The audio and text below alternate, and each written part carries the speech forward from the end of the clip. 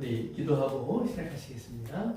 아버지 하나님 감사합니다. 오늘도 저희들에게 주신 귀한 만남, 그리고 이 시간을 통해 나누게 되는 하나님의 말씀, 이 타국에서 저희들이 주님을 더 알아가기 원합니다. 아버지께서 우리에게 주시는 그 음성을 들을 수 있는 사람들이 되기를 원합니다.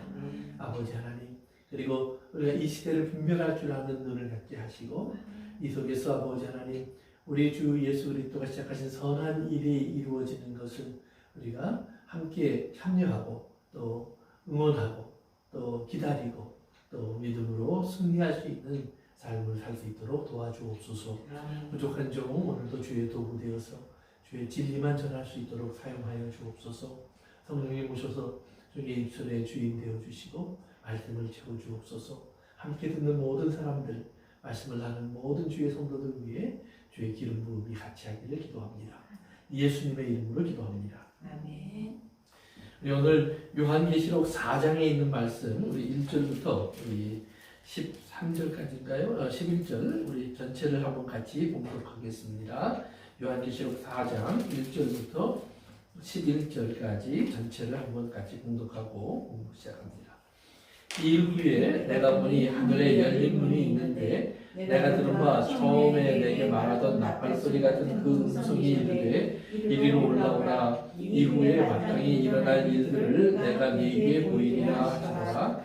내가 곧 성령에 감동되었더니 보라, 하늘에 보좌를 베풀었던 그 보좌 위에 앉으신 이가 있는데 앉으신 이의 모양이 벽옥과 홍보석 같고 또 무지개가 있어 보좌에 둘렀는데 그 모형이 녹보석 같더라. 또 보좌에 둘러 24보좌들이 있고 그 보좌들 위에 24장로들이 흰옷을 입고 머리에 금관을 쓰고 앉았더라. 보좌로부터 번개와 음성과 을의 소리가 나고 보좌 앞에 편 등불 7이 있으니 이는 하나님의 7병이라. 보좌 앞에 수정과 같은 유리 바다가 있고 보좌 가운데와 보좌 주위에 4 생물이 있는데 앞뒤에 눈들이 가득하더라.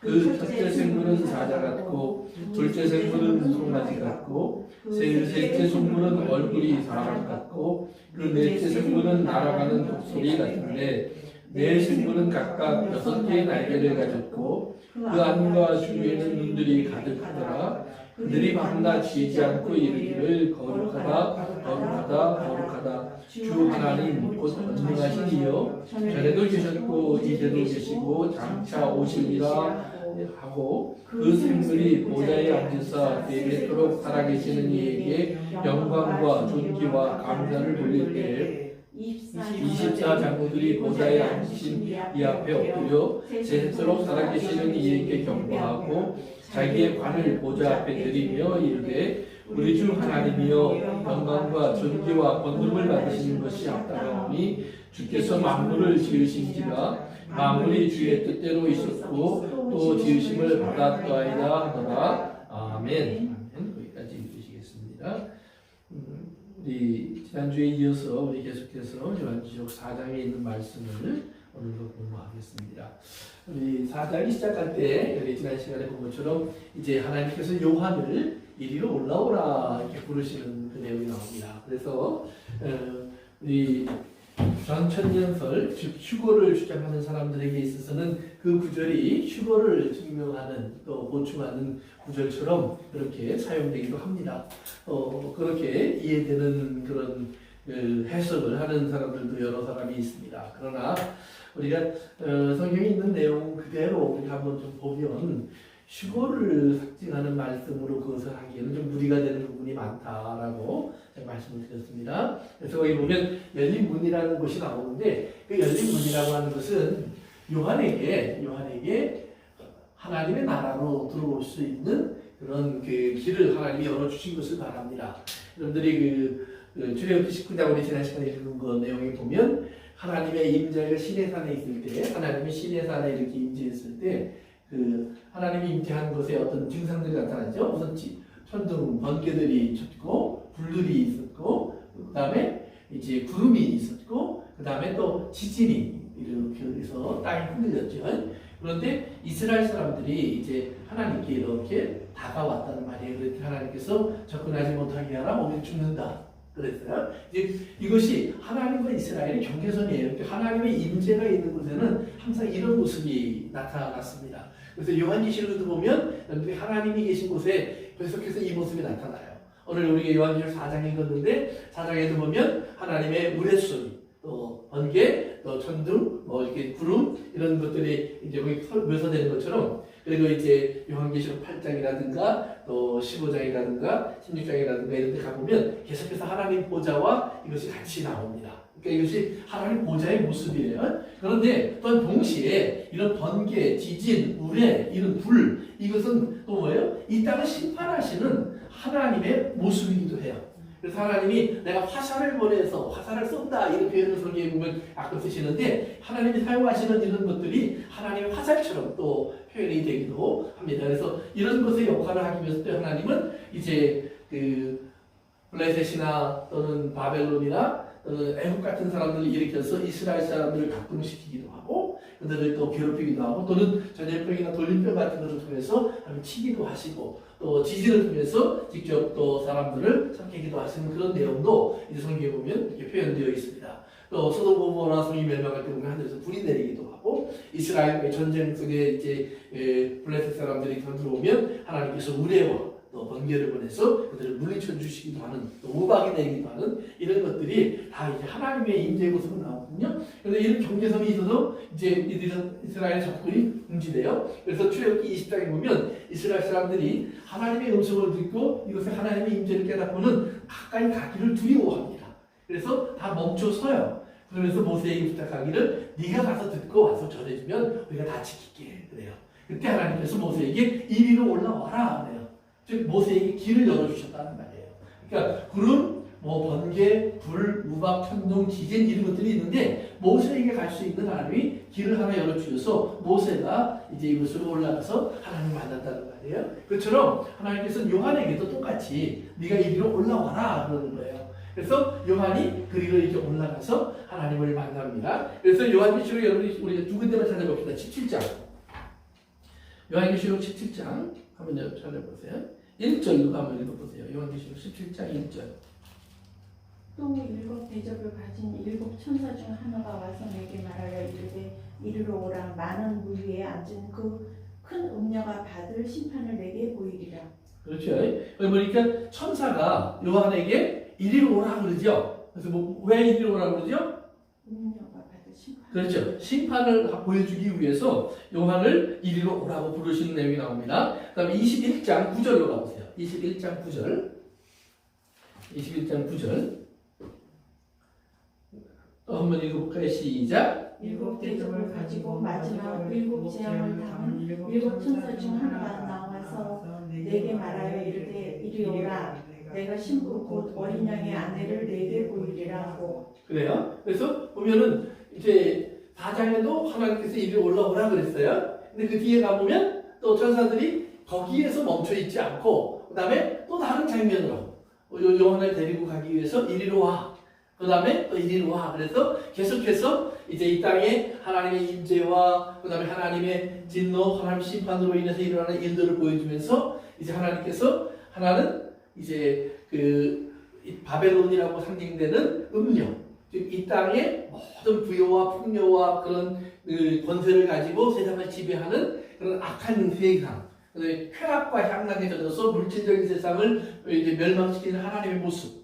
그것을 네가 직접 봐. 그리고 데리고 가는 장면이 나오고요. 그 다음에 이제 21장에 가서 보면 하늘에서 구원받은 사람들에게 하나님 주시는 새하늘과 새 땅에 임재하시는 새 예루살렘 성의 임재를 또한 요한에게 데리고 가서 봐. 이것이 이제 하나님 주시는 이렇게 두 가지를 보여주는 거죠. 하나는 심판의 장면을 보여주고 하나는 뭐예요? 구원의 완성의 장면을 보여주는 거예요. 그러면서 자, 이것이 하나님이 너를 위해서 준비한 것이야. 이것이 하나님이 이 세상에게 하신 일이야. 그래서 결과가 이렇게 될 거야. 그러니까 요한에게 하나님이 우리에게 주는 메시지가 뭐냐면 봐. 세상의 심판이지만 너에게 하나님의 구원이 기다리고 있어. 이것을 계속해서 메시지로 전달해 주시는 거예요. 그러니까 요한에게 여기서 이리 올라오라는 개념도 같은 의미로 우리가 볼 수 있다는 말이에요. 17장에 나오는 내용과 21장에 나오는 내용을 같이 비교해 보면, 그래서 흉으로 보지 말고 그렇게 보는 것이 좋다. 이것은 이제 구약의 다른 에스겔이라든가 이사야라든가 이런 선지자들에게 하나님의 환상을 보여주실 때도 거기에 보면 하나님께서 특별한 경험들을 하게 하시는데, 오늘 이제 요한계시록 4장 2절에 보니까 요한이 뭐라 그래요? 성령이 어떻게 해요? 성령에 감동되어서, 그러니까 이제 구약에는 성령에 하나님의 영에 사로잡혀서 또는 하나님의 손에 붙잡혀서 이런 표현을 쓰는데 같은 의미라는 말이에요. 그래서 우리 이제 그렇게 해석할 수 있다라는 말씀을 드렸어요. 여러분, 이리 올라가서 그러면 요한이 본 것이 뭐냐? 우리가 이제 그걸 보면 또 알아요. 이제 요한이 여기 올라가서 휴거했으면 뭐예요? 우리가 하나님의 품에 안겨서 쉬거나 잔치를 하거나 천국을 누리거나 뭐가 있을 거 아니에요. 그런데 막상 요한이 올라가서 보니까 요한은 하나님 나라를 구경하는 구경꾼과 같은 자리에 서 있는 거예요.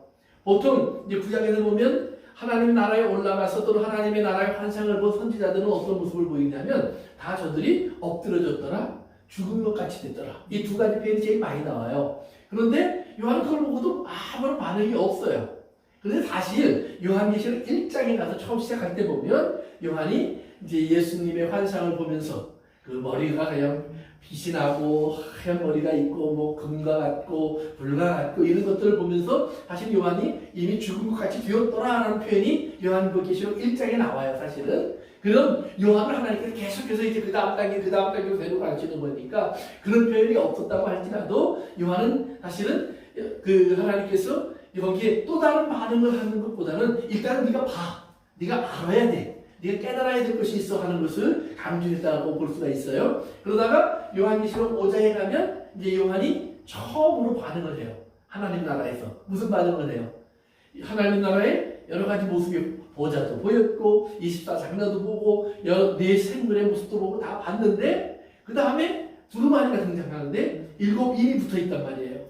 그러면서 천사가 물어보죠. 또 아니 네 생물인가요? 한번 오장에 가서 보세요. 5장에 또 봄에 힘 있는 천사가 2절입니다. 큰 음성으로 외치기를 누가 그 두루마리를 펴며 그 인을 떼기 합당하냐 이렇게 물어보니까 아무도 대답을 못해요. 아무도 나서지 않아요. 이렇게 요한이 통곡을 해요. 그때 그 말은 뭐냐면 하나님이 요한이 직접 깨닫는 거예요. 순간적으로.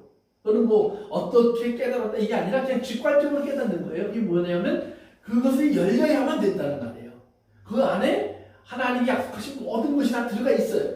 그러니까 그것이 이루어져야만 자기가 정말 바라고 소망하던 하나님의 나라, 그 하나님의 왕국에 자기가 들어갈 수도 있고 하나님의 구원의 완성을 볼 수도 있고 하나님의 온전한 그 모든 언약이 이루어지는 그런 충만하고 풍성하고 그리고 영원한 삶을 누릴 수 있는데 그게 지금 붙어있단 말이에요. 안 열려져 있어요. 그러니까 요한이 그걸 보는 순간에 너무 마음이 안타깝고 그리고 간절해서 통곡하는 거예요. 그런 통곡이 나오는 거예요. 그러니까 우리가 하나님 사람들이 우리가 정말 하나님 나라를 바라보는 소망이 있다면 그런 간절함이 있어야 되겠죠. 그래서 이제 요한계시록을 보면서 하나님이 우리에게 알려주시는 건 뭐냐면 이게 너의 소망이야. 이것이 너희가 간절히 원하는 거야. 너희에게 간절히 원하는 걸 내가 주려고 이 모든 일을 하는 거야. 이 말이 나오는 거예요. 그러니까 이제 6장부터 나오는 모든 환난이나 이런 것 때문에 우리가 걱정하고 두려워할 필요 없다. 이 말이에요. 왜? 그것을 주시기 위한 하나님의 모든 일이 이루어지는 그런 과정의 일이지 그것이 결코 우리를 괴롭히기 위한 일이 아니라는 것. 이따가 또 한번 살펴볼 거예요. 이제 우리가 머리에 두고 있어야 됩니다. 그래서 다시 요한계시록 4장으로 옵니다. 이제 성령에 감동되어서 이제 하늘에 올라갔어요. 근데 보라 그래요. 그러면서 하나님의 보좌를 베풀었고 하늘에 보니까 이제 하나님의 보좌가 있다 이 말이에요. 하나님의 보좌가 있어요. 이렇게. 그런데 그 보좌에 어떤 분이 앉아 계세요. 근데 어떤 모양인지 정확히 안 나와요. 누군가는 계시는데. 그런데 뭐라고 나와요? 벽옥과 홍보석처럼 생겼다. 벽옥과 홍보석처럼 생겼다. 그리고 그 위에 뭐가 있어요? 무지개가 있어요. 이렇게 무지개가 있는데 이것도 녹버섯처럼 생겼다. 무지개는 7가지 색깔 아니에요. 우리가 알고 있는 거는. 그래서 녹버섯이면 녹색 같은 분위기란 말이에요. 근데 무지개는 무지개인데 우리가 알고 있는 무지개와 조금 다른 식의 무지개겠죠. 무지개가 있어요. 그래서 우리가 전체적인 구조를 먼저 봅니다. 또 보좌 둘 주변에 뭐가 있어요? 24장로들이 있어요.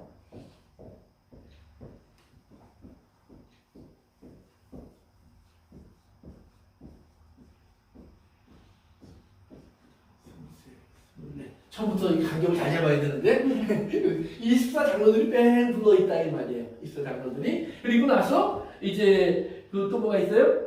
그 다음에 보면 여기 앉아있는 24장로들은 다 뭐예요? 흰옷을 입었고 여기 앉아있는데 흰옷을 입었고 그 다음에 금관을 쓰고 있어요. 그 다음으로 또 넘어갑니다. 그 다음에 이제 6절에 가서 보시면 보좌 앞에는 수정과 같은 유리바다가 있고 이 앞에 그런데 여기 바닥이 유리바다예요. 유리바다예요. 그리고 뭐가 있어요? 네 생물이 여기에 있어요. 네 생물이. 이거 좀 다른 모양으로 합시다. 네 생물이 있는데 하나는 사람같이 생겼어요. 사람의 얼굴. 또 하나는 송아지예요. 송아지 같이 생겼나요? 사자각고가 사람각이에요? 그 다음에 사자같이 생긴 게 있어요. 이제 또 하나는 사자는 갈기가 있으니까 이렇게 하고 이빨이 날카롭게 사자 같지 않죠? 그 다음에 독수리 그래서 독수리가 있어요. 이렇게. 독수리 같아요? 아니요. 네, 절대로 아니겠죠? 오케이. 어쨌든 간에 이런 게 있어요. 이런 모양이에요. 그런데 여기 보면 여기 하나는 이제 6절 보시면 5절 보시면 보좌로부터 번개가 나오고 우레소리가 나오고 그 다음에 뭐가 있어요? 그렇죠? 등불 같은 현 7영이 있어요. 7영. 7이 있는데 여기서 등불이라고 그랬는데 횃불이에요. 사실은 횃불.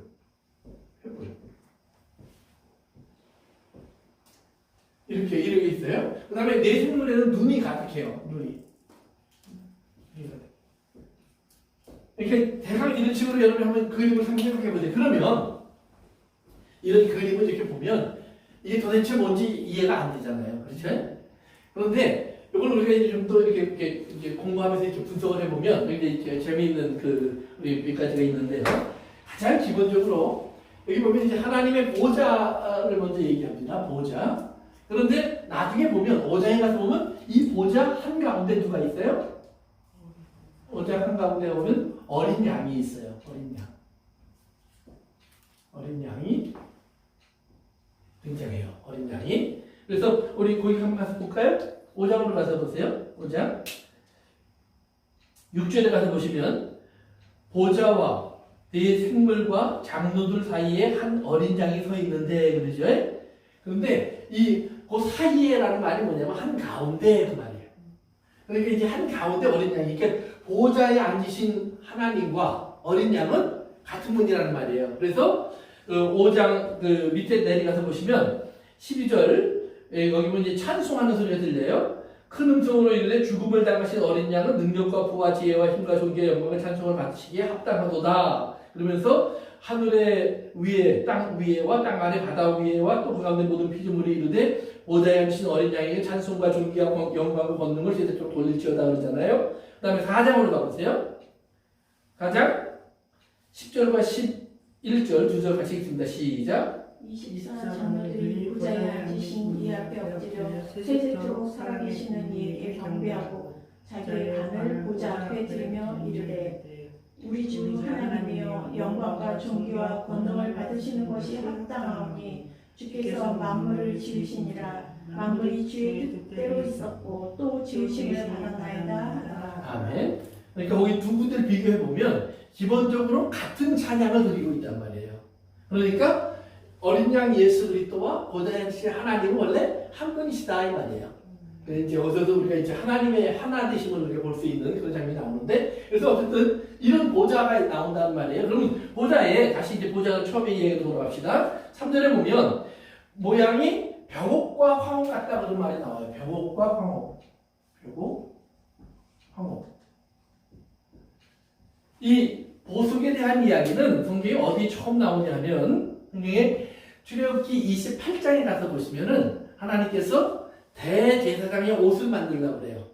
근데 대제사장의 옷을 만들려고 하는데 그 대제사장의 옷 가운데에 이렇게 패를, 흉패, 가슴에 나는 패를 하나 만들어요.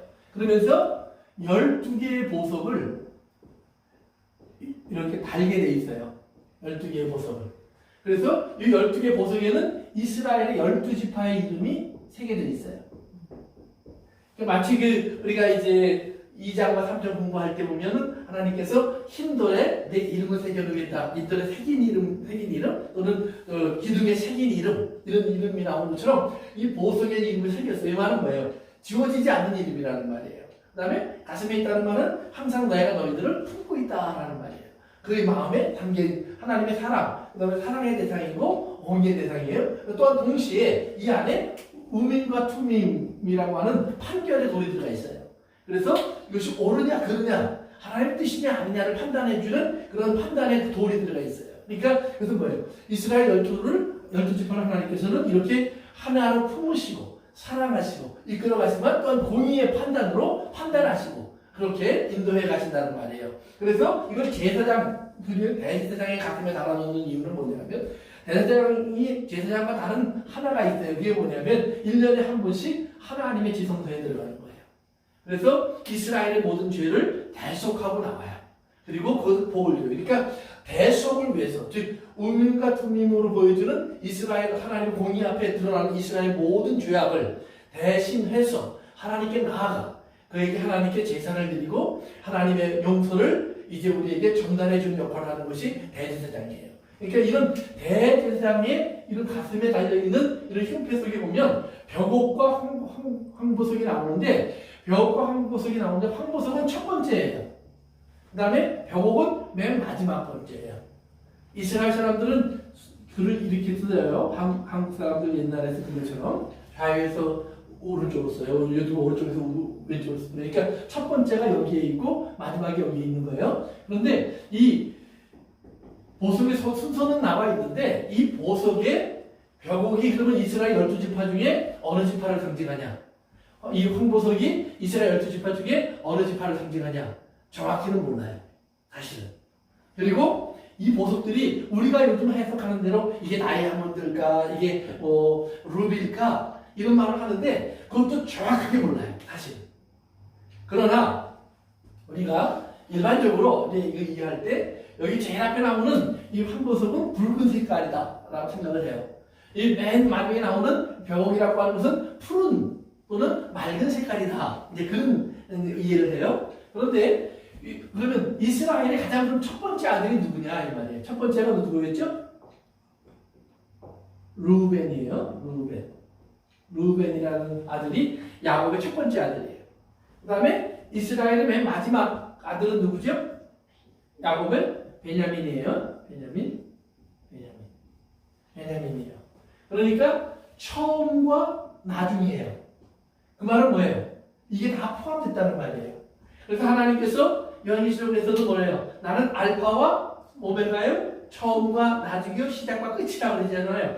그 말은 뭐냐면 시작과 끝만 내 거야라는 말이 아니라 그 가운데 모든 것도 다 내 거야.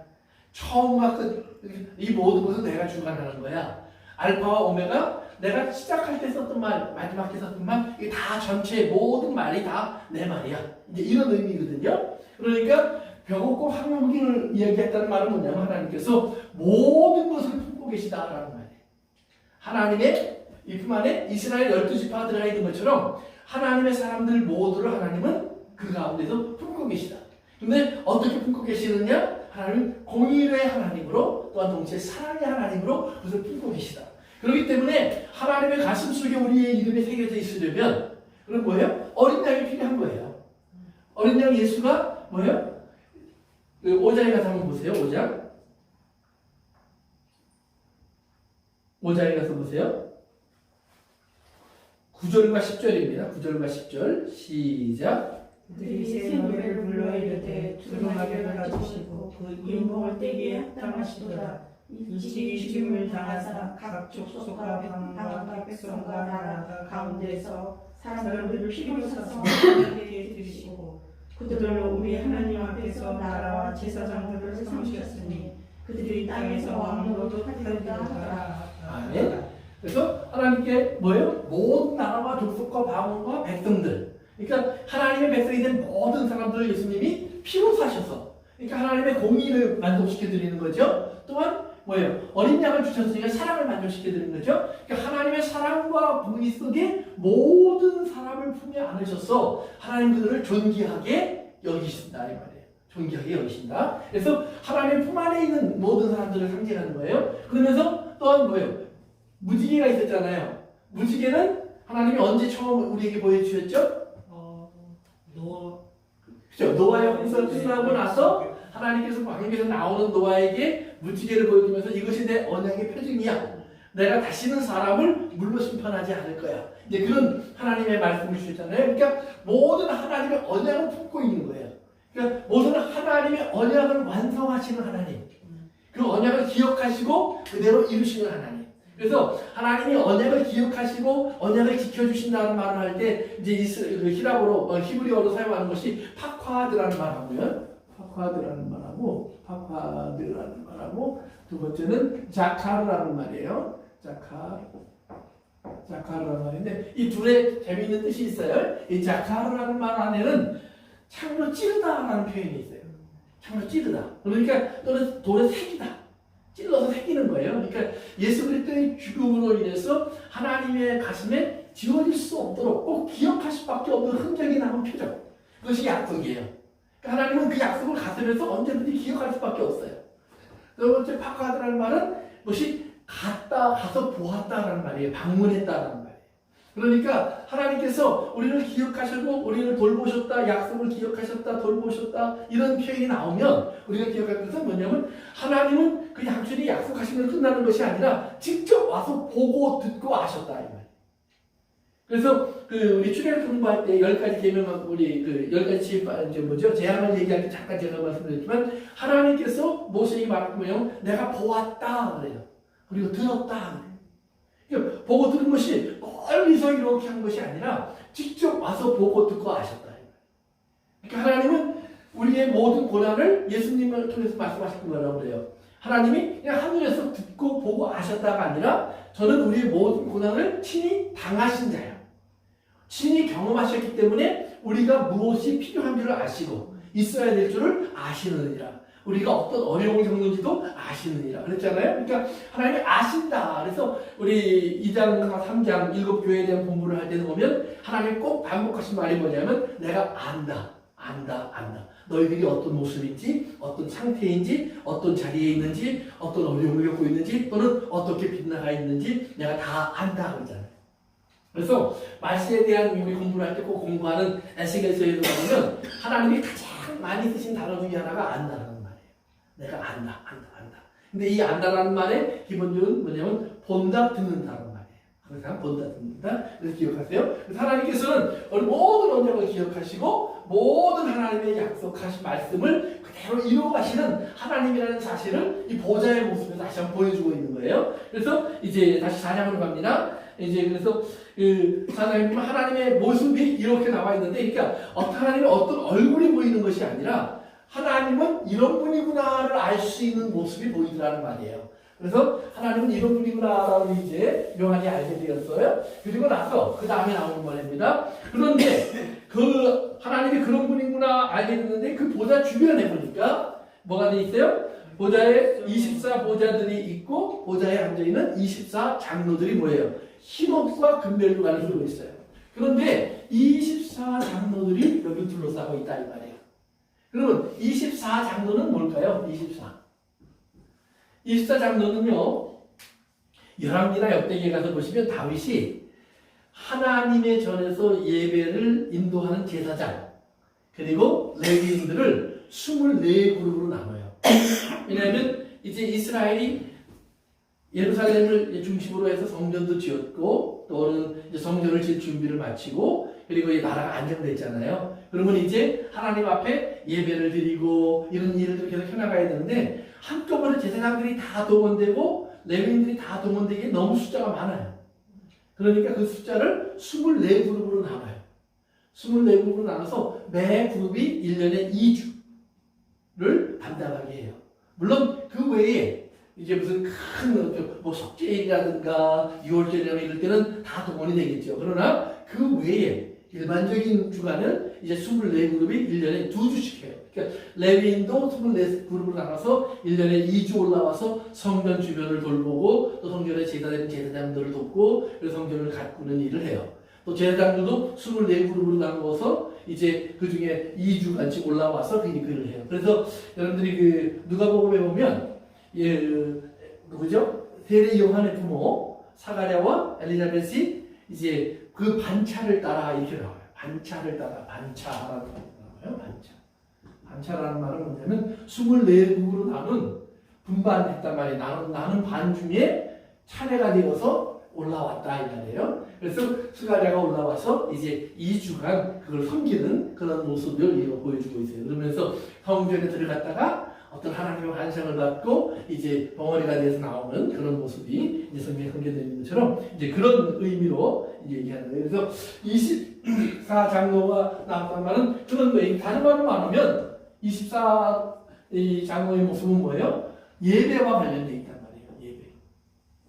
하나님을 섬기는 것과 관련되어 있단 말이에요. 그런데 그러기 위해서 그러면 그들이 필요한 것이 뭐냐? 흰옷을 입고 있어요. 흰옷. 흰옷이라는 것은 이제 우리가 앞으로도 계속 그것을 보겠지만 어린 양의 보혈에 옷을 씻은 사람들이에요. 두 번째는 하나님 앞에 항상 뭐예요? 의롭고 거룩함을 지킨 사람들이에요. 믿음을 지킨 사람들. 그러니까 그 뭐예요? 그걸 다른 말로 바꿔놓으면 이제 우리가 앞에서 공부한 언어로 쓰면 이기는 자는 그랬죠. 이기는 자는 흰옷을 입고 주님과 같이 다닐 거라고 했어요. 이기는 자는 나와 함께 보좌에 앉아서 다스리게 할 것이다. 주님이 그래서 라오디게아 교회에게 이기는 자는 나와 함께 보좌에 앉게 하여 주리라. 또 두아디라 교회에는 철장을 가지고 다스리는 힘을 주리라. 뭐 이렇게 24장로들에게 한 그 24장로들의 모습이 이미 교회의 모습 속에 성경에 이미 다 약속되어 있는 것들이에요. 그러니까 땅에 있는 교회들에게는 하나님께서 미래의 일이에요. 너희들 앞으로 그렇게 될 거야. 너희들이 이기잖아? 그러면 너희들은 왕 같은 제사장의 역할을 하게 될 거야. 보좌에 앉게 될 거야. 나와 함께 다스리는 자가 될 거야. 그 다음에 생명수를 마시게 될 거야. 뭐 이름이 지워지지 않는 사람이 될 거야. 보석 같은 사람이 될 거야. 이런 말들을 쭉 하신단 말이에요. 그런데 요한이 올라가서 보니까 이미 24장로들이 앉아 있어요. 그 말은 뭐예요? 하나님의 나라에서는 이미 완성되어 있는 하나님의 교회가 있다는 말이에요. 하나님의 말씀 안에 예정되어 있는 하나님의 교회의 모습이 있어요. 그런데 지금 땅에서는 뭐예요? 그 일이 진행 중이에요. 그러니까 예수님의 기도에 보면 하늘에서 이루어진 것처럼 땅에서도 이루어지다 그러잖아요. 그러니까 예수님이 땅에 오기 전에 이미 하나님의 나라에서는 완성된 무언가가 있다는 말이에요. 하나님 보실 때 됐어. 만족해. 그러면 그것이 내가 원하는 거야. 하나님 거기에 끄떡한 곳이 있다는 말이에요. 그런데 이 땅에 와보니까 어둠이에요. 그러니까 하나님이 예수님을 통해서 빛을 비춰주시고 그리고 어린 양 예수 그리스도의 삶을 통해서 하나님이 기뻐하시고 거룩한 온전한 제사가 이루어지게 하시고 그리고 다음에는 이제 뭐예요? 하나님의 잃어버린 사람들이 회개하고 돌아와서 주의 이름을 부르는 사람들이 일어나게 하시고 그리고 그들이 하나님의 교회를 이루어서 하나님께 예배하게 하시고 그래서 하나님께서 하나님이 사람을 지으신 것은 하나님을 찬양하기 위해서 지으셨다고 해요. 그래서 우리가 하나님이 이 땅을 먹고 살라고 지은 것이 아니다 이 말이에요. 또 너희들이 뭐 성공해서 부자 되라 이렇게 지은 것도 아니다 이 말이에요. 뭐 100년, 1000년, 만년 오래 살 수 있는 사람이 되도록 과학과 의학을 발전시켜서 오래 살아라 그렇게 주신 것도 아니다 이 말이에요. 하나님이 우리를 지으신 이유는 예배드리라고. 그러면 예배하는 자가 되기 위해서는 뭐예요? 우리에게는 24만차가 있는 것처럼 질서가 있다는 말이에요. 예배를 드리는 질서. 그러니까 이 땅의 구약에서는 뭐예요? 안식일을 중심으로 이루어졌고 그 다음에 절기를 중심으로 이루어졌어요. 신약에 와서는 뭐예요? 성도들이 이제 예수님의 십자가와 부활을 중심으로 그리고 재림을 기다리는 소망으로 그 예배가 이루어지고 있는 거예요. 그래서 예배의 핵심에는 빠지면 안 되는 것이 사실은 성경에 보면 뭐예요? 성찬식이에요. 주님이 오실 때까지 이것을 행하라. 행하면서 나를 기념하라고 해요. 그 안에는 예수님의 십자가도 숨어있고 예수님의 부활도 숨어있고 다시 오심을 기다리는 소망도 같이 있으니까 이것이 그래서 그 안에 다 숨어있는 거거든요. 이게 24만차를 따라서 예배드리는 성도들, 제사장들의 모습, 흰 옷을 입은 제사장들의 모습, 그리고 멸류관을 썼다고 그랬잖아요. 멸류관은 어떤 사람이 쓰죠? 왕이나 뭐 그렇죠. 왕이나 이런 사람들, 승리한 사람들, 그러니까 성경으로 말하면 믿음에 승리한 사람들. 그래서 소모나 교회에게 요한이 편지 썼던 뭐라고 했어요? 너희들이 죽기까지 순종하라. 그리하면 뭐예요? 내가 생명의 멸류관을 너희에게 상으로 주리라. 다 바울이 자기 죽음을 앞에 놓고 디모데에게 펴는 편지에서 뭐라고 했어요? 내가 이제는 내 목숨을 다 부어도 상관이 없어. 이 나를 위하여 뭐가 기다려요? 멸류관이 기다리고 있어. 나는 그 멸류관을 향해 달려갈 거야. 이제 그런 표현을 쓴단 말이에요. 그러니까 멸류관이라는 말은 이긴 자라는 말이에요. 그러니까 요한계시록 2장 3장의 교회에게 하나님 뭐라고 해요? 이기는 교회, 이기는 교회, 이기는 자가 되라, 이기는 자가 되라. 이기는 자가 되기 위해서는 핵심이 뭐예요? 이 말을 듣는 사람이 되어라. 성령의 교회에게 하는 말씀을 들어라. 성령의 교회에 하는 말씀을 들으면 뭐예요? 그 다음에 뭐예요? 인내하여서, 참어서, 그 다음에 끝까지 말씀을 지킴으로 말미암아 붙잡아서 승리하는 자가 되라 그러잖아요. 그러니까 그 예배하는 자가 되기 위해서는 우리가 하나님의 거룩한 흰옷을, 즉 어린 양으로 말미암은 흰옷을 입어야 하고 어린 양을 따라서 어디든지 갈 줄 아는 사람이 되어야 하고 그 다음에 뭐예요? 하나님의 말씀을 따라서 우리가 끝까지 주의 오심을 기다릴 수 있는 소망 가운데 흔들리지 않고 지킴으로 말미암아 우리가 예수 그리스도의 증언과 하나님의 계명을 지켜서 이긴 자가 되어야 하나님께 예배 드리는 사람이거든요. 그런데 하늘나라에는 이미 이 사람들이 앉아있더라 이 말이에요. 그러니까 우리는 지금 이 땅에서 누가 구원받았을까, 누가 하나님 앞에 상급을 받을까, 우리는 그거 고민하고 있는데 이미 하나님 나라에 그것이 다 이루어져 있어요. 그런데 24장로 중에 어떤 사람은 옷이 덜 하얗고 어떤 사람은 옷이 더 길고 어떤 사람은 외모가 더 크고 어떤 사람은 모성이 더 많이 달려있고 그렇지 않다 이 말이에요. 다 똑같아요. 다른 말로 말하면 여기에는 다 똑같은 자리에 앉아있는 거예요. 그래서 에베소서에서 주님이 뭐라고 그래요? 우리는 예수 그리스도와 함께 이미 죽었고 부활했고 하늘에 들림 받았고 그 다음에 여기에 안침을 받았느니라 보좌에. 이게 다 이제 거기서 에오리스트라는 표현을 써요. 이제 우리가 말하는 보통 과거형 그러는데 과거형이라는 것이 단순하게 옛날에 일어났던 일이기 때문에 과거형이 아니라 성경에서 말하는 에오리스트는 앞으로 일어날 일인데도 확실히 일어난 일이기 때문에. 그러니까 영혼이라는 개념 속에서 성경적인 영혼이라는 개념 속에서는 과거예요. 그렇지만 우리가 완성되지 않은 우리가 볼 때는 미래의 일이에요. 그렇지만 이미 그것은 확실히 일어난 일이에요. 그렇기 때문에 오늘 나에게 일어나지 않았어도 너는 이미 부활했어. 너는 이미 승천했어. 너는 이미 하나님 보좌에 같이 앉아있는 거야. 이런 표현을 쓴다는 말이에요. 그래서 이렇게 표현을 해주는 거예요. 그래서 24장로를 보여주는 것은 뭐냐면 다 교회야. 요한아, 교회는 이미 이렇게 승리해 있어. 앞으로 무슨 일이 일어난다고 해도 두려워하지 마. 너희들의 자리는 여기야. 여기 다른 데에 있는 것이 아니야. 그래서 우리에게 이 확실한 하나님의 승리를 보여주는 모습이 24장으로 표현되는 거예요. 여기 잘 기억하고 계세요. 그 다음에 이제 5절에 보니까 이제 나옵니다. 보좌로부터 번개와 음성과 오랫소리가 나고 보좌 앞에 켠 등불 7이 있으니 이는 하나님의 7 영이라 그래요. 그 다음에 6절에 보면 보좌 앞에 수정과 같은 유리바다가 있고 보좌 가운데와 보좌 주위에 네 생물이 있는데 앞뒤에 눈들이 가득하더라. 그러니까 7 영, 아까 7 횃불이라고 했죠. 그 다음에 눈들이 가득하다고 그래요. 그 말은 뭐냐면 모든 것을 보고 안다는 말이에요. 어둠이 숨길 수 없다라는 말이에요. 하나님의 완전하신 속에서는 우리가 어디에 숨어도 감출 수가 없어요. 그래서 성경에 하나님 뭐라고 했어요? 하나님은 우리의 모든 것을 아시고 모든 것을 보시고 모든 것을 판단하시는 분이 우리 하나님이에요. 사람은 겉으로 드러나만 봐요. 하나님은 우리의 비밀한 것까지 다 알아요. 우리의 영혼에 깊숙한 것까지 다 아세요. 그러니까 누구도 아무도 숨길 수 있는 자가 없어요. 그래서 이걸 아는 사람이 성경이 뭐예요? 복이 있다 그래요. 왜? 이건 다 드러났으니까. 다 드러났으면 어떻게 해요? 두 가지 중에 하나예요. 그럼 그걸 마음대로 해. 이게 하나님을 대적하는 사람들의 태도예요. 그러나 하나님을 두려워할 줄 아는 사람은 어떻게 돼요? 그것이 하나님 다 아시겠구나. 회개할 수밖에 없죠. 내가 정말로 벌거벗은 사람이구나 하나님 앞에. 그러니까 하나님 엎드릴 수밖에 없죠. 그러면 하나님이 그 벌거벗은 자를 불쌍히 여겨주세요. 벌거벗은 자를 옷 입혀주세요. 그러나 마음대로 해. 주기도 자기들 알아서 하시오. 이런 사람들에게 그래 내가 알아서 할게 그러셔.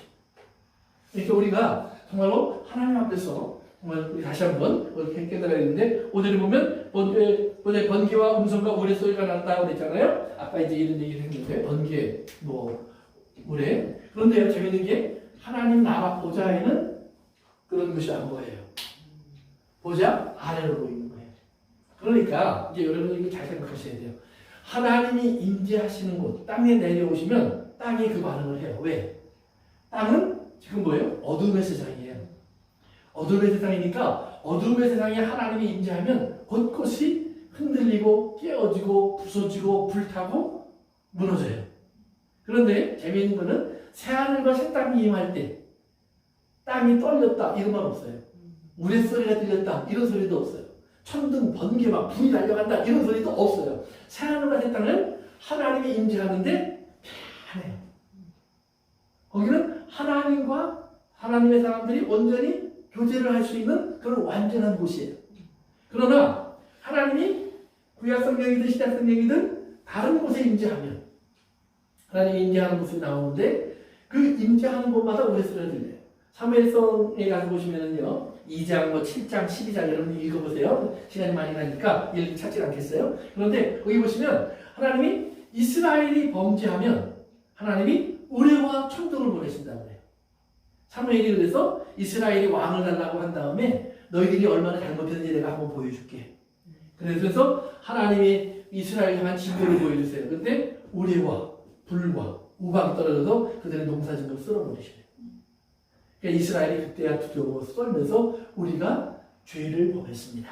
그러면서 이스라엘 고백하는 모습이 나와요. 또 하나는 이제 7장 같은 데 보시면 이스라엘로 블레셋이 쳐들어와요. 그러면 하나님이 그들에게 우레와 천둥과 그 다음에 우박을 보내서 이스라엘 대적을 물리쳐 주세요. 그러니까 그 말은 뭐예요? 즉 하나님이 싸우신다. 하나님이 싸우신다. 하나님이 싸우신다. 그래서 이렇게 하는데 그러면 그 하나님의 임재 속에 하나님의 임재를 다르게 표현하는 곳이 있어요. 우리 한번 가서 봅시다. 에스겔서로 가보세요. 에스겔서 10장일 거예요. 에스겔서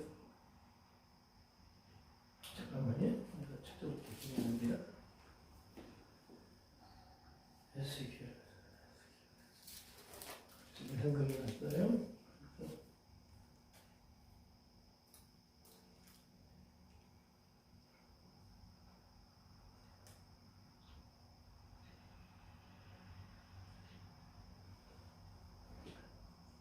우리 6절 가서 보세요. 6절, 7절, 2절 읽겠습니다. 시작. 10장 6절과 7절이요.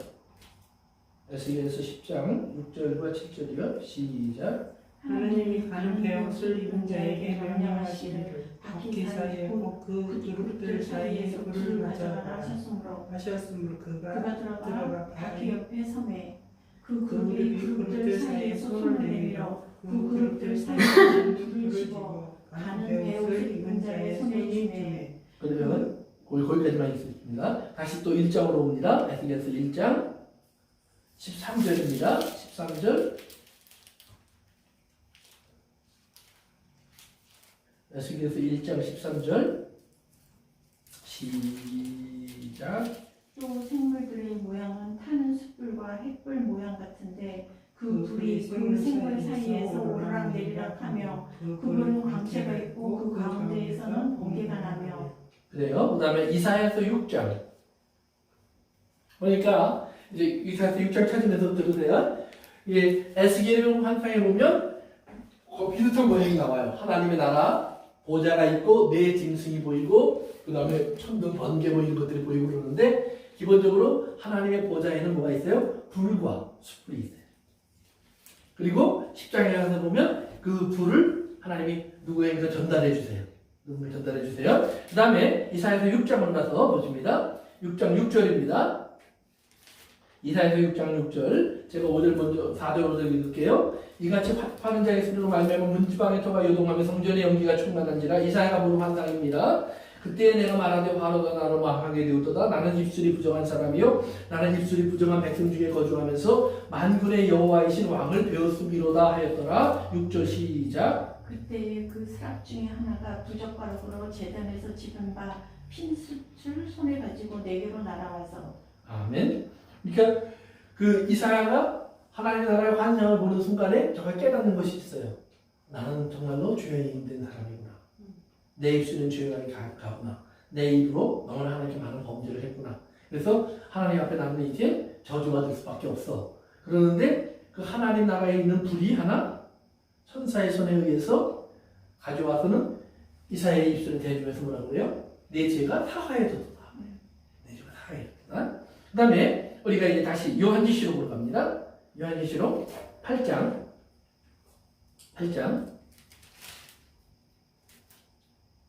제가 4절부터 읽을 테니까 여러분 5절 준비하세요.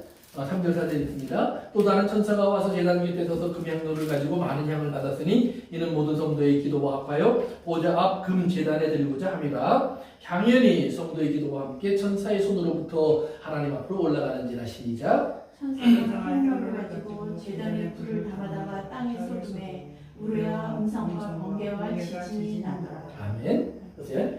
하나님 나라에 불이 있어요. 그것이 숯불도 있고 또 다른 불로도 표현되어 있어요.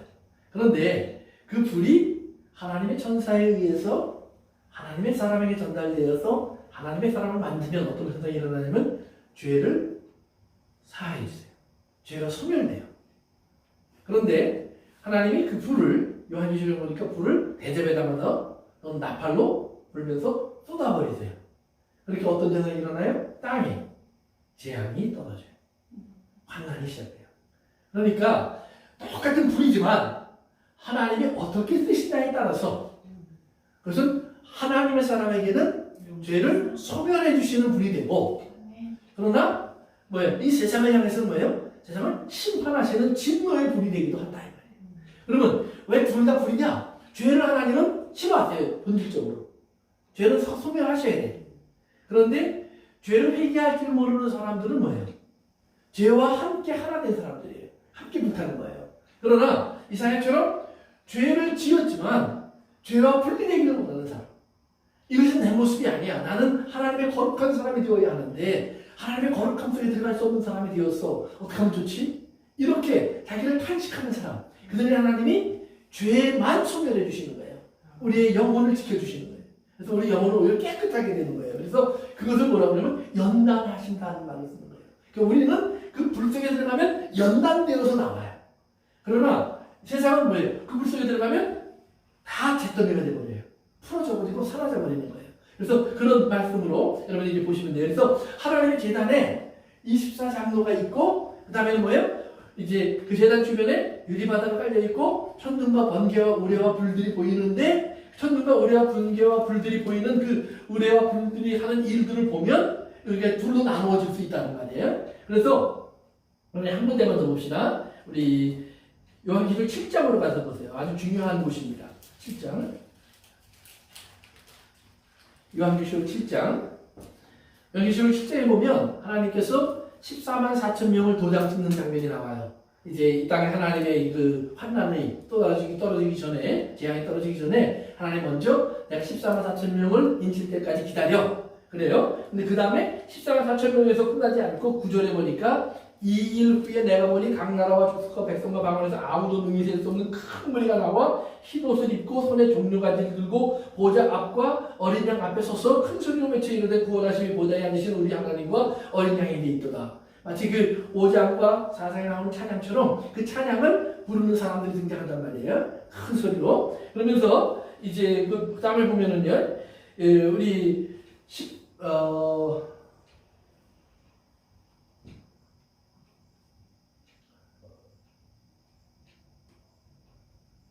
11절 12절 시작. 같이 읽습니다. 시작. 모든 천사가 보좌와 장로들과 내 생물의 주위에 서 있다가 보좌 앞에 엎드려 얼굴을 대고 하나님께 경배하여 이르되 아멘. 찬송과 영광과 지혜와 감사와 존귀와 권능과 힘이 우리 하나님께 세세토록 있을지어다. 아멘 하더라. 아멘. 그래서 이제 하나님께 그 구원받은 사람들을 놓고 하나님께 찬양하는 소리가 들려요. 그러면서 하나님이 저들을 구원해 주신 것, 그것은 뭐예요? 하나님의 모든 권능과 영광과 능력의 모습이라고 그들의 구원을 노래해줘요. 그러면서 이제 11장으로 갑니다. 11장 15절, 일곱 번째 천사가 나팔을 불 때 나타나는 현상입니다. 마지막 하나님의 큰 재앙이 이 땅에 떨어지기 전에, 이제 일곱 대접이 나타나기 전에 마지막 그 모습이 거기 소개됩니다. 시작. 15절부터 시작입니다. 시작. 일곱째 천사가 나팔을 불며 하늘에 큰 음성이 나서 이르되 세상 나라가 우리 주와 그의 그리스도의 나라가 되어 그가 세세토록 왕으로 타시리로다니. 그래요. 여기 보면 그 다음에 24장로가 엎드려 하나님 경배하고 감사합니다. 옛적에도 계셨고 지금도 계신 주 하나님 곧 전능하신 이요 친히 큰 권능을 잡으시고 뭐예요? 왕노릇 하시도다 그래요. 자 보세요. 이제 아까 이 황옥과 황보석과 그다음에 벽옥이라는 얘기했죠. 그 처음과 나중, 시작과 끝, 알파 오메가라는 말씀을 드렸어요. 그러니까 그 안에 모든 것이 포함되어 있다는 말이에요. 다시 한번 그 말이 반복되면서 24장로가 하나님께 다시 경배하면서 예배를 드려요. 그러니까 우리가 아까 본 대로 14만 4천 명 다음에 나오는 허다한 무리들 앞에서도 찬양이 올라가고, 지금 여기서도 찬양이 올라가는데, 그런데 이제 우리가 그 환난을 이해하는 겁니다. 15절 다시 한번 봅니다. 일곱째 천사가 나팔을 불매, 그래요. 일곱 번째 나팔 환난입니다. 재앙입니다. 큰 음성들이 나서 이르되 아주 큰 소리로 사방에서 외친다는 말이에요.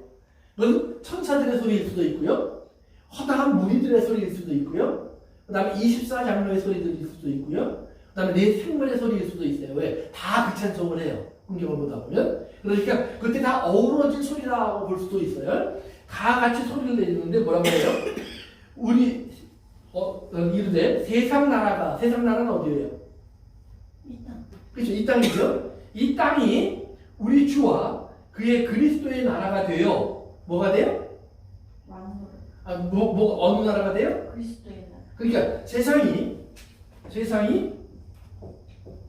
뭐예요? 그리스도의 나라가 됐다는 말이에요. 세상이 하나님의 나라가 됐다는 말이에요. 그러니까 세상에 지금 뭐예요? 주권자가 바뀌었다는 말이에요. 아멘. 무슨 말인지 이해되셨어요? 그러니까 예수님이 내가 가면 어둠이 온다고 그랬어요. 그러나 그 세상 왕을 예수님이 또한 심판 이제는 하셨다고 그랬어요. 그렇죠? 그랬어요? 안 그랬어요? 그랬어요? 네. 분명히 그래요? 맞아요? 네. 있나 없나? 잘 모르겠어요? 한번 볼까요? 요한복음으로 가보세요. 요한복음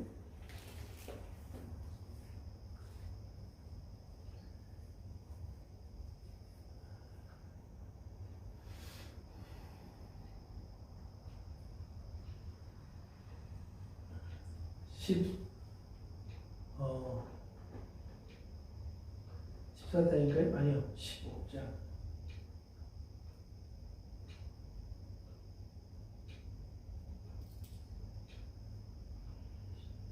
오케이, 16장이요? 16장 11절. 여러분 책을 찾으세요. 제가 7절부터 읽습니다. 그러나 내가 너희에게 실상을 말하노니 내가 떠나가는 것이 너희에게 유익이라. 내가 떠나가지 아니하면 보혜사가 너희에게로 오시지 아니할 것이요 내가 가면 내가 그를 너희에게로 보내리니. 그랬어요. 어서 말하는 보혜사는 성령님을 말합니다. 그래서 8절 그가 와서 죄에 대하여 의에 대하여 심판에 대하여 세상을 책망하시리라. 죄에 대하여라 하면 그들이 나를 믿지 아니하며 의에 대하여라 하면 내가 아버지께로 가니 너희가 다시 나를 보지 못하며. 11절 시작. 심판에 대하여라 하면 이 세상의 임금이 심판을 받았습니다. 아멘. 이 세상 임금이 뭐예요? 마귀. 그렇죠. 마귀죠. 세상 신 마귀예요. 그 마귀가 이제는 뭐예요? 심판을 받았다는 말이에요. 그런데 무엇이 오면 성령님이 오시면 우리가 그것을 깨닫게 되어서 이제는 우리가 뭐예요? 마귀를 두려워하는 자가 아니라 대적해서 이기는 자가 되는 거예요. 우리는 그래서 하나님이 자꾸 우리를 이기는 자가 되어라 라는 말을 할 때 우리의 싸움은 혈과 육의 싸움이 아니라, 그러니까 우리가 저 사람 내 원수 같으니까 하나님 저놈을 쳐주세요 그리고 언제 치시나 이렇게 보고 있는 것이, 이것이 하나님이 원하는 싸움이 아니라 그러한 우리 심지어 우리에게 그런 마음을 갖게 하는 어둠의 영, 악한 영들과의 싸움이다 이 말이에요. 그런데 그 싸움은 예수님 뭐라고 하는 게 이미 내가 이겼다. 그래서 요한복음 16장에서도 여러분 다시 한번 그 밑으로 내려가 보세요. 33절입니다. 시작. 16장 33절, 요한복음 16장 33절, 우리 금방 읽었던 그 밑으로요. 시작. 이것을 너희에게 이르는 것은 너희 안에서 평안을 누리게 하려 함이라. 세상에서 너희가 환난을 당하나 담대하라. 내가 세상을 이기었노라. 아멘. 세상을 예수님이 뭐예요? 이겼다는 말이죠. 이겼다는 말과 그런데 뭐예요? 환난이란 말이 같이 나와요. 우리는 환난을 생각하면 하나님이 이긴 것 같지 않아. 내가 힘드니까. 그런데 하나님 뭐라고 그래요? 그것이 이긴 거야 그러는 거예요. 왜? 예수님은 십자가에서 그 고통과 아픔 속에서 하나님 말씀을 끝까지 지켜요. 그것이 이긴 거예요. 그래서 하나님 말씀이 끝까지 이루어짐으로 말미암아 구원이 우리에게 오거든요. 하나님 은혜가 마찬가지예요. 이 세상의 환난이 우리를 힘들게 할 수 있지만 그 환난이 우리를 힘들게 하지만 그 안에서 하나님 성도들이 그래도 끝까지 예수님 따라서 말씀을 지키는 거예요. 그러면 하나님의 이기심이 드러나는 거예요. 왜? 그리고 그 말씀을 지키다 보면 우리 그 환난 안에서 이미 승리를 맛봐요. 예수님이 십자가로 가기 전에 하나님 앞에 기도하면서 그 십자가의 고난을 이길 수 있는 힘을 이미 받으셨어요. 그래서 막상 십자가는 기쁨으로 가세요. 그러니까 바울도 우리 전에 너희에게 환난이 오는 것을 기뻐하라. 그래요. 환난은 인내는 연단은 소망을 이루게 하시느니라. 그래서 우리에게 그것이 얼마나 유익한 것인지 얘기해줘요. 그런데 그 환난이 기쁨으로 보이려면 뭐가 먼저 있어야 돼요? 기도가 먼저 있어야 돼요. 예수님이 십자가를 앞에 놓고 먼저 기도하시고 씨름하시면서 하나님 앞에 자기의 마음을 고하고 죽을 것 같은 마음을 고하고 그러나 하나님의 뜻이 무엇인 줄 알기에 감당할 수 있는 하나님의 뜻이 이루어질 수 있는 그 나라를 구하니까 하나님이 그에게 힘과 능력을 주셔서 이미 감당하게 하신 것처럼 그러니까 그 다음부터 십자가를 그냥 기쁨으로 가시는 거예요. 그러면 그 다음에 십자가를 기쁨으로 가신다고 해서 어렵지 않았느냐? 아니죠. 왜 나를 버리십니까도 그랬고 목마르다 그러기도 하셨어요. 그러니까 그런 순간들은 있다는 말이에요. 그렇지만 그것이 더 이상 그들을 넘어뜨릴 수 없었던 것처럼 우리에게도 하나님께서 그런 힘과 능력을 주신다고 하는 것을 성경이 다시 얘기해 주는 거예요. 그러니까 세상 신이 그래서 세상 나라가 그리스도의 나라가 이미 됐잖아요. 어디? 영적으로 그렇죠? 그러니까 아까 다시 요한계시록 11장으로 갑니다. 다시 가세요. 이거 잘 이해하시면 요한계시록은 다 배우신 거예요. 그래서 다시요. 요한계시록 11장 15절에 천사가 나팔을 불 때 세상 나라가 우리 주와 그리스도의 나라가 되었다라는 말이에요. 앞으로 될 것이다 아니에요. 이미 되은 거예요. 되었고 세세처럼 뭐예요? 왕노 사시로다. 그래서 이미 예수님은 왕이에요. 그러니까 천년왕국 동안 예수님이 왕노로 사신다. 그 천이라는 말도 완전한 숫자예요. 그러니까 영원히 오랜 시간, 계속되는 시간, 큰 시간. 마찬가지로 이 여기서 뭐예요? 세세토록 왕노로 타신다. 세세토록. 영원히 왕노로 가신다 그랬어요. 그 다음 편 보세요. 그러면 이제 그러니까 그 다음에 24장로들이 화답하는 거예요. 옛적에도 계셨고 지금도 계시고 주 하나님은 전능하신 이여 친히 그 권능을 잡으시고 왕노릇 하시도다. 그러면서 18절 시작. 이방들이 분노하에 주의 진노가 내려 죽은 자를 심판하시며 종선지자들과 성도들과 또 작은 자든지 큰 자든지 주의 이름을 경외하는 자들에게 상 주시며 또 땅을 망하게 하는 자들을 멸망시키실 때로소이다 하더라. 아멘. 그러니까 그 다음에 뭐라고요? 예수님이 왕이 되셨어서요. 그럼 왕노릇 하시는데 그럼 어떤 일이 일어나느냐 이 말이에요. 예수님이 왕노릇 하니까 갑자기 이제 내가 뭐예요? 그냥 모든 문제가 다 없어지고 아주 편안하고 띠까띠까 살 수 있는 그런 세상이 오느냐 아니면 어떤 세상이 오느냐 그랬는데 이제 18절에 보니까 주의 진노가 내려온다. 예수님이 왕노릇 하신다는 말은 주님의 진노가 심판하신다는 말이에요. 심판으로. 누구에게? 죽은 자를 심판하시며. 죽은 자가 어떤 사람이 죽은 자예요? 그렇죠. 믿지 않는 자. 세상에 있는 모든 사람들. 이 땅에 죄 속에 있는 모든 사람들은 죽은 자예요. 그래서 죽은 자들이 내 음성을 들을 때가 오나니 곧 이때라. 듣는 자는 살아나리라. 아니 다 죽었는데 뭘 또 들어요. 근데 그것이 영적인 얘기를 하는 거예요. 그래서 예수 그리스도를 모르고 하나님을 떠나 있는 사람들은 죽은 자예요. 그들이 들을 때가 온다 이 말이에요. 그래서 곧 이때라. 지금 내가 복음을 전하고 있는 이 시간이야. 이때는 지금까지 연장되어 있는 거예요. 그래서 바울은 그거를 지금은 구원받을 만한 날이요 어린의 때다 이렇게 표현을 했잖아요. 그래서 또 베드로는 하나님 모든 사람들이 듣고 회개하고 돌아오기를 위해서 기다리시고 있는 시간이다 이렇게 표현을 했어요. 그래서 죽은 자들 심판해요. 두 번째는 뭐예요? 선지자들과 성도들과 또 작은 자든지 큰 자든지 뭐예요? 주의 이름을 경외하는 자들에게 상 주시고 이게 또한 우리에게 상 주시는 시간이에요. 그럼 보세요. 우리 그렇게 힘든 시간을 지나면서 뭐라 그래요? 내가 나의 상 주시는 일을 바라본다. 그러니까 그 상이에요. 그러니까 우리에게 분명히 상 얘기가 하나님 하세요. 그런데 이 상이 뭐냐는 개념을 잘 가지라고 그랬죠. 오늘 이 땅에서 똑같은 상. 이 땅에서 상을 줄 때 당신 1등이야. 그리고 그냥 끝나면 당신 2등이야, 3등이야. 그러면 별 의미가 없어요. 1등 그리고 당신은 100만 불. 2등 당신은 10만 불. 3등 너는 빵 아무것도 없어. 이러면 다 1등 되고 싶죠. 그런데 황제에서 말하는 상이 과연 그런 거냐 이 말이에요. 그런 것이 아니죠. 1등 뭐예요? 정말로 너는 나의 기쁨을 다 갖고 있어. 너는 나의 즐거움이야. 너는 나의 사랑, 나의 속한 자야. 그래서 아가서에 보면 예수님의 그 사랑 표현이 이렇게 되죠. 너는 내게 속한 자요, 나는 네게 속하였고. 서로 속하였다. belong to 이렇게 표현을 해요. 그러니까 그런 하나님의 사랑 속에서 우리가 하나님의 사랑을 보는 거예요. 그러니까 거기서 말하는 하나님을 경외하는 자들에게 상 주시며 그것이 내 상이에요. 그러니까 어떤 사람이 그럼 저 사람도 똑같이 사랑하는 거잖아. 그러니까 그렇게 생각하면 이거는 상이 아니에요. 그런데 아니에요. 하나님은 나에게 다 개인적으로 1대1로 만족하게 하세요. 내 영혼을 만족하게 하세요. 그 이상 내가 바랄 것이 없는 상태로 나를 만들어 주신다니까요. 그것에 대해서 그것은 상이 되는 거예요. 그러니까 하나님은 동시에 다 같이 사랑하지만 또한 동시에 나에게만 특별한 사랑을 또한 알게 하신다 이 말이에요. 그런 상이 분명히 있는 거예요. 그래서 하나님을 경외하는 자들에게 상 주시고 그다음에 마지막으로 다 같이 시작. 또 땅을 한 자들을 멸망시킬 때로소이다. 어디를 망하게 하는 사람들이요? 땅을 망하게 하는 사람이 누굴까요? 땅을 망하게 하는 사람. 믿는 자들 아닐까요? 믿는 자들? 땅은 대체적으로 이 땅을 하나님이 왜 다 심판하실까요? 믿는 자들 살게 하기 위해서. 그렇죠. 믿는 자들 살게 하기 위해서 또한 죄인 때문에. 그렇죠? 그러니까 이 땅에 거하려고 하는 사람들. 그러니까 요한계시록 12장에서 땅에 거하는 자들은 화 있을진저 사단이 자기 때가 얼마 남지 않은 사람은 땅으로 내려갔다고 그래요. 그래서 잠시 사단이 하나님의 성도들을 괴롭히는 시간이 있어요. 그런데 하나님이 그 땅을 심판하죠.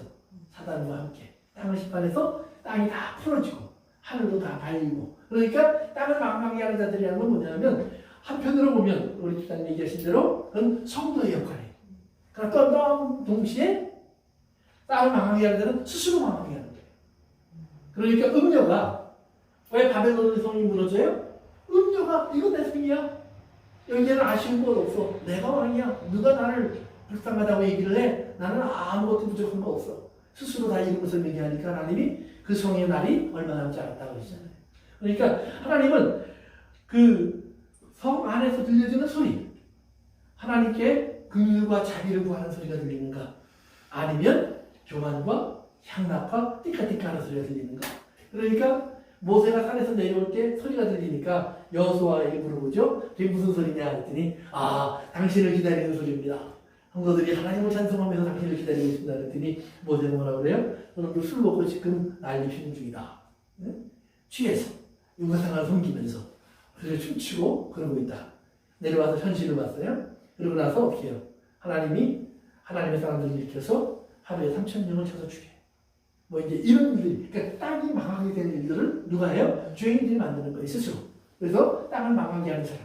그래서 하나님 땅을 망하게 하는 사람을 멸망시키고, 그 다음에 죽은 자들을 심판하셔요.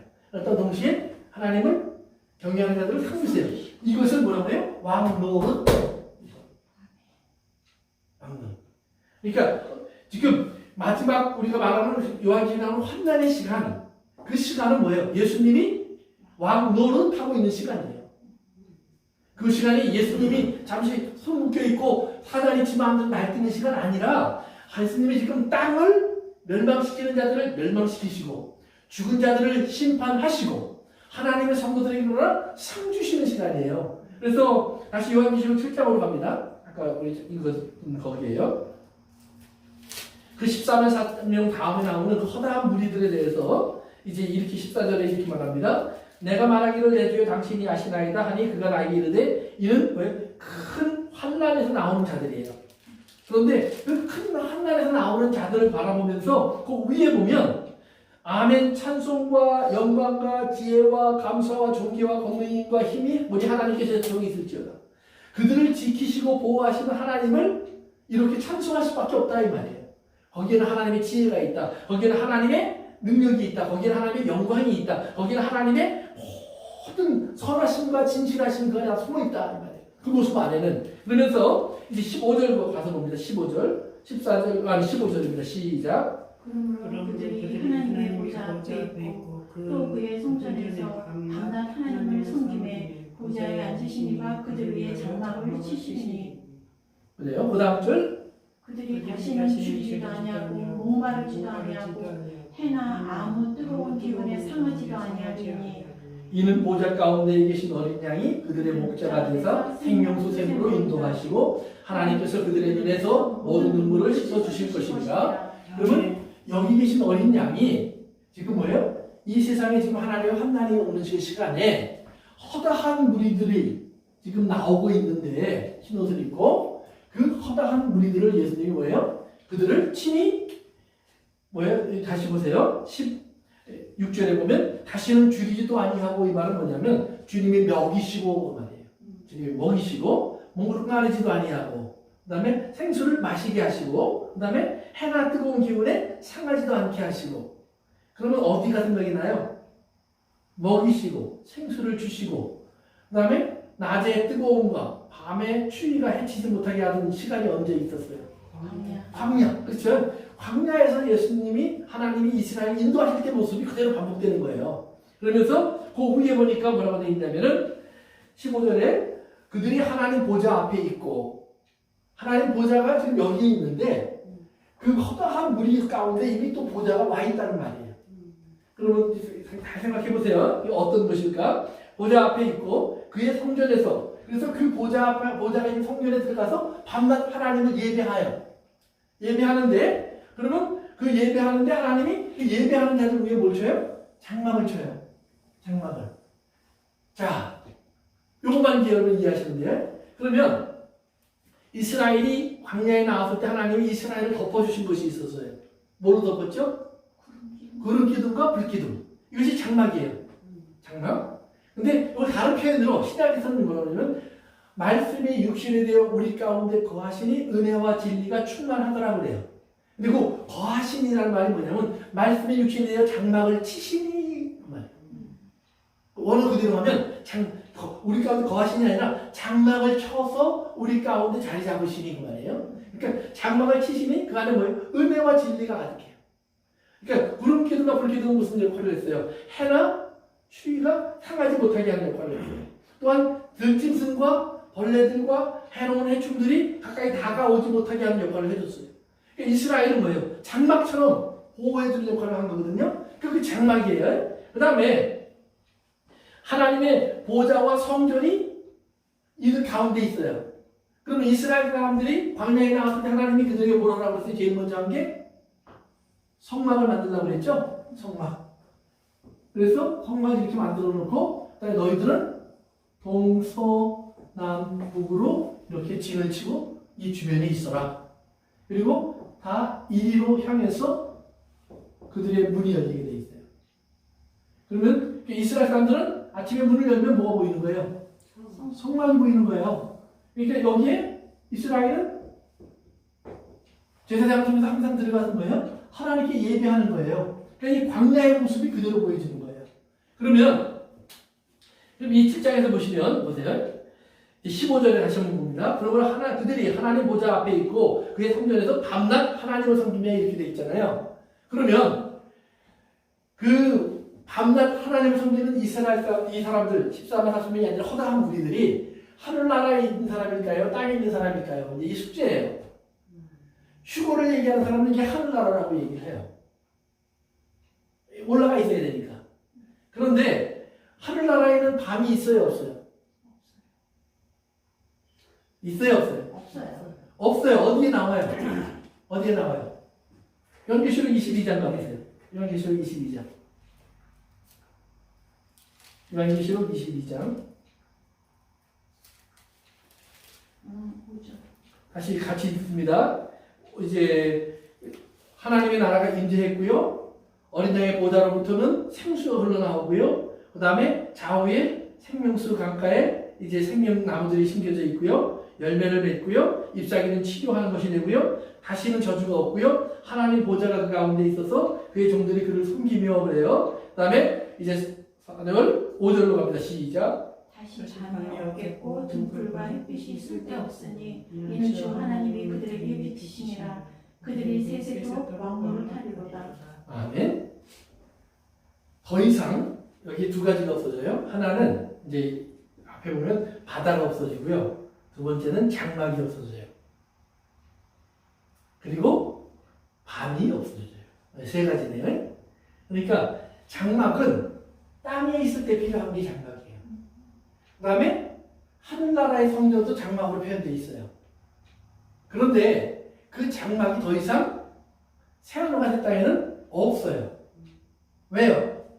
이제는 그리스도와 하나님과 하나님 성도들 사이에 뭐가 없어요? 답이 없어요. 이제는 얼굴과 얼굴을 맞대는 거예요. 직접 보고 섬기는 거예요. 그러니까 성도들 자체가 성전이고 우리 자체가 성소고 우리 자체가 하나님을 만날 수 있는 제사장들이고 그리고 얼굴과 얼굴을 맞대며 대화하는 것이고 또한 동시에 예수님도 친히 우리의 이제 뭐예요? 성소가 필요한 것이 아니라 우리의 성전이 되어주시고 예수님이 하나님 나라에서는 그래서 우리가 다른 성소가 또 있는 게 아니라 하나님 나라 자체가 성소고 예루살렘 자체가 성소고 우리가 성소고 우리가 성도고 우리가 제사장이고 다 그냥 하나 되어 있는 곳이라는 말이에요. 그러니까 더 이상 장막도 없고 그 다음에 밤도 없고 바다도 없는 곳이 된다는 거예요. 그런데 지금 우리가 읽어본 7장에 나오는 사람들은 뭐예요? 바다도 있고 아직 뭐 바다 얘기가 안 나오지만은 여기 보면 밤도 있고 장막도 있다 이 말이에요. 그러면 그건 어디예요? 아직 가는 중이에요. 땅에 있는 그 성도들의 이야기를 하고 있다 이 말이에요. 땅에 있는 성도들의 이야기. 그러니까 이걸 여러분이 잘 한번 생각해 보세요. 이제 오늘 숙제예요. 다시 한번 가서 연시를 읽어보시면서 정말 그 7장에 나오는 그 14만 4천 명에 대해서 허다한 무리에 대해서 성경이 얘기하고 있는 밤낮 그리고 그들의 장막이 쳐 있고 뭐 이런 표현과 그 20장, 21장, 22장 특별히 21장과 22장에 나오는 새하늘과 새 땅과 예루살렘의 모습 속에서 차이가 나는 것이 뭘까? 그렇다면 지금 저들은 하늘나라에 가 있는 사람들이 아니라 땅에 있는 사람이라고 볼 수 있고 그렇지만 하나님께서 뭐예요? 마치 이스라엘을 광야에서 지키시듯 보호하시듯 그렇게 보호하고 지켜주시는 모습을 볼 수 있다. 그러면 그들은 어떻게 보호받는 사람들이냐? 요한계시록 12장에 나오는 이 땅에 사단이 여자와 그 여자를 여자를 따르는 사람들을 삼키려고 할 때, 성도들을 삼키려고 할 때 하나님께서 여자를 광야로 옮기셔서 피난처에 두셨다고 하는 피난처의 모습이 아닐까? 그렇게 생각해 볼 수 있다는 말이에요. 그렇게 보면 이제 이것이 휴거와 상관없이 우리가 이걸 이해할 수 있는 길이 열리는 거예요. 그러니까 여러분들이 그냥 그래도 휴거로 생각할래 상관없어요. 그걸 누가 말려요. 네, 그리고 그렇게 볼 수도 있어요. 그렇게 해석하는 사람들도 있어요. 그러나 우리가 성경 안에 찾아보면 그것이 휴거라고 말하기에는 맞지 않는 부분들이 너무 많이 있다. 맞지 않는 부분들도 많이 있고 그 다음에 나중에 15장에 가서 보면 유리바다 건너편에 가서 찬송하는 무리들이 등장하는데 이제 그러한 것들 16장에 나오는 사람들의 모습들 그 다음에 또 그 17장에 나오는 이 땅에서 무너지는 바벨론 성의 모습 그리고 성도들의 진 19장에 나오는 20장에 나오는 성도들의 진 또는 거룩한 도시 이런 것들이 다 땅에 있는 것으로 소개되어 있는데 그렇다면 예수 그리스도의 왕노릇 속에서 예수님의 왕노릇 속에서 성도들을 향해서는 목자처럼 먹이시고 마시게 하시고 덮어주시고 그리고 쉬게 하시면서 이끌어 가시고 그 다음에 세상을 향해서는 그 시간에 동시에 마치 바벨론 성이 무너지는 것처럼 심판하시고 분노하시고 책망하시면서 세상을 다 이제 하나님의 뜻 가운데에서 깨끗게 하시고 그래서 새하늘과 새 땅으로 우리를 만드신 후에 이끌어 들어가시는 것이 아닐까 이렇게 보는 것이 맞지 않을까 저는 이렇게 생각을 합니다. 그래서 여러분들 이렇게 생각하시고요. 한번 이 말씀을 가지고 다시 보시고 다음 시간에 좀 더 하겠습니다. 그래서 여러분 요거 완전히 이해하시면 요한계시록 다음에 뒤에 공부 안 해도 사실은 다 이해할 수 있도록 거의 길이 열려요. 왜냐면 환난에 대한 이해가 분명해지고 그리고 예수님의 천년 왕국에 뭐 천년 다스리신다 사단이 잠시 풀려났다 뭐 이런 것을 우리 시간적으로 보면 다 이렇게 문자적으로 시간적으로 보면 끊어져서 연결되는 것 같지만 우리가 문자적으로 이렇게 끊어서 보지 말고 전체가 하나의 이렇게 입체적인 사건으로 보면 지금 나팔 소리가 들리고 대접이 쏟아지고 이인이 떨어지고 그러면 또한 동시에 바벨론 성은 한쪽에서 세워지고 있고 또한 하나님의 성도들은 또한 그러면서도 또 하나님이 보호하시고 있고 지켜주시고 있고 인치고 계시고 이런 것들이 지금 동시적으로 입체적으로 이 땅에서 일어나고 있는 하나님의 일 그러면서 마지막 시간을 향해서 우리가 달려가고 있는 것으로 보고 있다면 그러면 이제 우리가 지금 제가 이제 설명하는 그런 개념 속에서 그런 방향 속에서 여러분들이 요한계시록을 바라볼 수 있고 그리고 그걸 바라보면 우리에게 다시 한번 분명한 거 있잖아요. 세상 나라의 왕은 이미 하나님의 나라가 되신 예수 그리스도가 지배하는 것입니다. 이건 분명히 성경에 선포하는 거예요. 그러니까 어떤 걸 믿어도 이 선포는 사실이란 말이에요. 여러분 예수님이 이미 이 땅을 하나님의 나라로 선포하셨는데 다스리고 계시는데 우리가 이 세상에서 환난을 당할까 봐 두려워해야 되냐. 우리가 왜 고난을 당할까 두려워해야 되냐. 하나님의 진노가 왜 나에게 쏟아질까 두려워해야 되느냐. 우리가 출애굽기 공부하면서도 다시 얘기했지만 하나님은 구분하시는 하나님, 나누시는 하나님, 여기서도 보니까 하나님이 보호하시는 하나님, 장막을 쳐주시는 하나님, 먹이시고 입히시고 지키시는 하나님. 그래서 그 하나님의 모습 그리고 24장로를 먼저 보여주시는 이유는 이미 거기에는 흠없고 점없는 완전한 하나님의 교회가 이미 세워져 있다는 사실 이 사실을 우리에게 하나님이 주시는 것을 기억하시면서 오늘도 믿음에 승리하시기를 바랍니다. 오늘 거기까지만 하겠습니다. 기도하겠습니다. 아버지 하나님 감사합니다. 오늘도 우리에게 희망을 주시고 소망을 주시는 하나님의 말씀 감사합니다. 이 세상 나라가 이미 그리스도의 나라가 되었고 그리스도가 이미 왕노릇하고 계시는 하나님의 나라인 것을 우리가 다시 한번 확인합니다. 우리 사랑하는 성도들 이 믿음 속에서 오늘 저들에게 일어나는 모든 일 속에 우리 주님이 함께 하시고 우리에게는 목자가 되어주시고 지키는 자가 되어주시고 먹이는 자가 되어주시고 앉는 자가 되어주시고 치료자가 되어주셔서 우리와 함께 하시는 주님인 것을 잊지 않게 하여 주시옵소서. 아멘. 예수님의 이름으로 기도합니다. 아멘. 오늘 헤어지기 전에 요걸 하나 꼭 물어보고 헤어졌으면 좋겠다